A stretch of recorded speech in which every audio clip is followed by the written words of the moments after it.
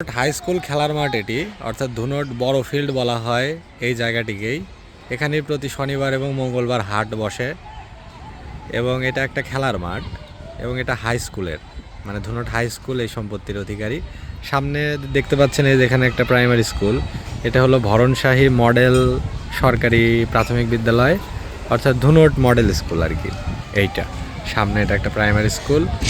আর এখানে সাধারণত খেলাই বেশি হয়, ক্রিকেট, ফুটবল ইত্যাদি, এবং হাট বসে, হাটের জন্য একটা নির্ধারিত জায়গা।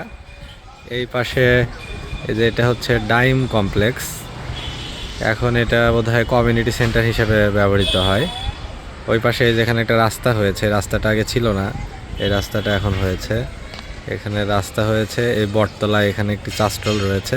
আর এই যে দেখতে পাচ্ছেন অনেক কৃষ্ণচূড়া গাছ লাগানো হয়েছে, মাঠের চতুর্পাশে কৃষ্ণচূড়া গাছ লাগানো হয়েছে। গাছগুলো যখন বড় হবে তখন দেখতে খুব সুন্দর লাগবে।